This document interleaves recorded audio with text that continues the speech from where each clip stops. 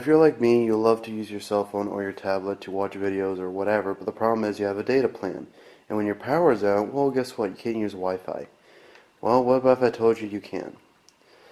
This is known as a PowerGen. This device right here. The PowerGen, if you get the bigger model, which I'll put a link in the description for, actually saved me a few times because my tablet or anything else ran out of power. Now, I tested this thing once before when our power went out for only an hour, and it was able to keep this thing up and running for over an hour, and I still had almost 100% power left.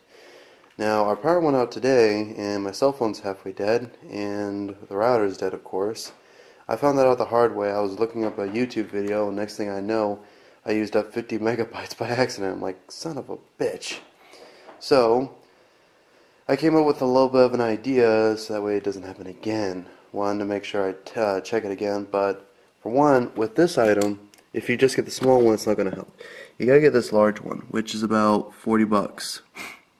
It has two outs and one in, a 2A out and a 0.6 out. 0.6 will not charge out the router, it will just have a red light the entire time.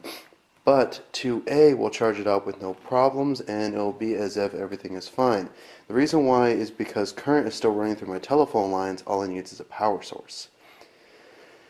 Now, what if about this? I have two things connected, my iPhone and my router, but what's that third cord? The third cord's actually connected to charge it. That's the reason why it's blinking like that. Cord runs all the way down here to that guy. This is my emergency radio I got for 20 bucks. Got it at Radio Shack. Also has a hand crank along with a solar panel. Can charge up cell phone devices as long as you have it switched to cell phone device. Now, as far as I know, this thing was pretty much charged up, but I just want to make sure that it stayed charged. So I keep it in the sun so that way the solar panel extracts energy and feeds it to this guy, so that way I still have internet and my cell phone can keep running. Now, unfortunately, the way I have it set up is that the router has enough power to run and everything, but my iPod is getting less of a charge than what it normally would. Another thing that can help you out is to get a stove or a fireplace. This is just a regular stove, made the fire already, stuff like that. Now we're right now in January, so we just got rid of some snow here in Tennessee.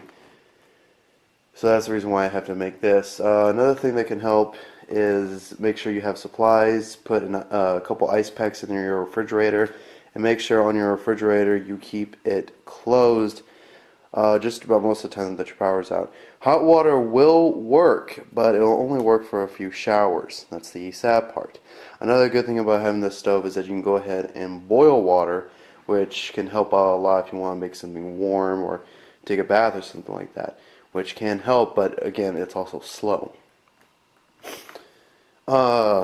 This power supply will probably also be able to charge any tablet and anything else that you can think of. Any bad parts about this?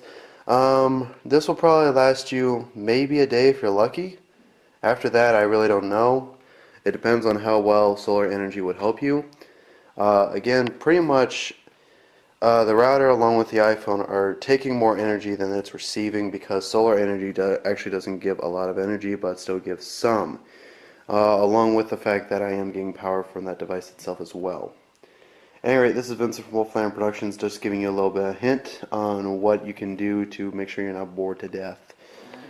Again, PowerGen, you need to look for the bigger model, which I'll go ahead and put a link in the description since I bought it on Amazon. Red Cross emergency radio, make sure it's USB powered, has a crank, and has a solar panel.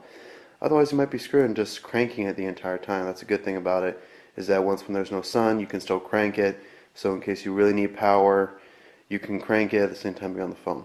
And make sure that whenever your power goes out that you contact your local electric company. If you're not sure what they are, just look up one of your parents' bills, electric bill. There should be a contact number to report outages. As for me, well, I get the bill, so that's a different story. Anyway, this is Vincent from Wolfland Productions showing just one way you can actually entertain yourself even when the power is out. I'll see you all in another one of my videos.